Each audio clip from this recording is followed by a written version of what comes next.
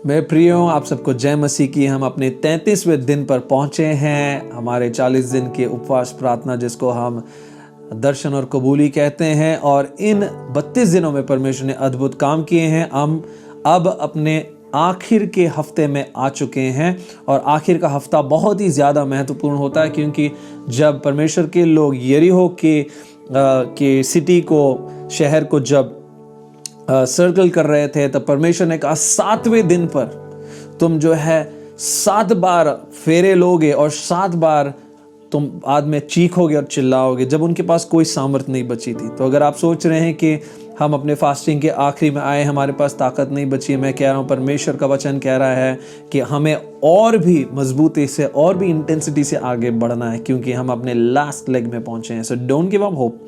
And फरवरी का महीना है, F for February, F for favour. हम ये डिक्लेयर कर रहे हैं, घोषणा कर रहे हैं आप सब पर। जैसे अभी अभी कलीसिया की सभा खत्म हो चुकी है और हमने आज अनुग्रह पर, परमेश्वर के अनुग्रह पर इस सब्जेक्ट पर आज मनन किया, परमेश्वर का वचन को सुना।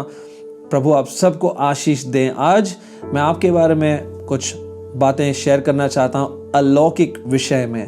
कलीसिया को मेरे प्रियो अलौकिक क्षेत्र में आगे बढ़ना है, और इसलिए हम आज दुआ कर रहे हैं। हम अपने 5वें हफ्ते में हैं और कलीसिया के लिए दुआ कर रहे हैं, प्रार्थना कर रहे हैं कि कलीसिया आज अलौकिक सामर्थ्य में आगे बढ़ने पाए।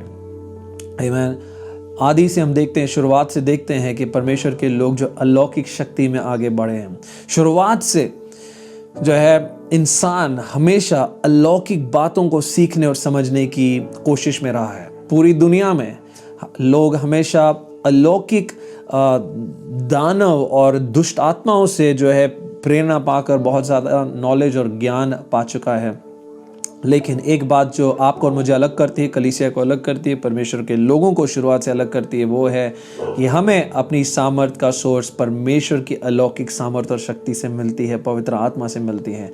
मेरे प्रियो, 1 कुरिन्थियों 4:20 में यूँ लिखा है कि परमेश्वर का काम और परमेश्वर का राज्य केवल बातों में और शब्दों में, बड़े बड़े मोटे मोटे किताबों में और बड़े बड़े डिबेट्स में नहीं है, लेकिन परमेश्वर का काम सामर्थ में है। आमीन। सो हमें और आपको सामर्थ की परस्यूट होनी चाहिए। सामर्थ के लिए हमें परमेश्वर के लिए को दुआ करनी है कि अलौकिक सामर्थ में बढ़े।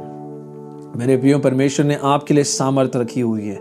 कई बार लोग कहते हैं, या बड़े बड़े ज्ञानी विज्ञानी लोग कहते हैं कि हमें शायद ज़्यादा अलौकिक बातों में नहीं घुसना चाहिए, हमें ज़्यादातर बाइबल पर फोकस और बाइबल स्टडी करनी है और बस इतना ही स्टडी करना है। मेरे प्रियो, आप ये सोचिए, अब्राहम से लेकर शुरुआत के दिनों से लेकर जब तक बाइबल हमें हाथ में नहीं मिली, तब तक लोग कैसे चल रहे थे?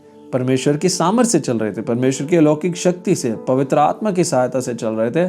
और उसी तरह से आपको और मुझे बाइबल का इस्तेमाल करते हुए परमेश्वर की अलौकिक बातों में आगे बढ़ना है, प्रकाशन में बढ़ना है, क्योंकि परमेश्वर चाहता है कि इन अंतिम दिनों में आप और मैं तांत्रिकों से ज़्यादा, जादूगरों से ज़्यादा हम अलौकिक बातों में बढ़ें। जैसे मूसा था, जैसे परमेश्वर के बड़े बड़े लोग अद्भुत सामर्थ में ऑपरेट करते थे, उसी तरह से आप भी परमेश्वर के अलौकिक सामर्थ में आगे बढ़ेंगे। और ये हमारी दुआ रहेगी। आज शाम को हम मिलेंगे 9:30 बजे उपवास और प्रार्थना में। ध्यान रखिए, हमारा आखिरी हफ्ते में हम जा रहे हैं, और आपको और मुझे और भी ज़्यादा इंटेंसिटी से दुआ करनी है, प्रार्थना करनी है, क्योंकि ये साल एक अद्भुत साल है, एक अलौकिक साल है। प्रभु आप सबको अलौकिक रीति से आशीष दे। शाम को मिलेंगे।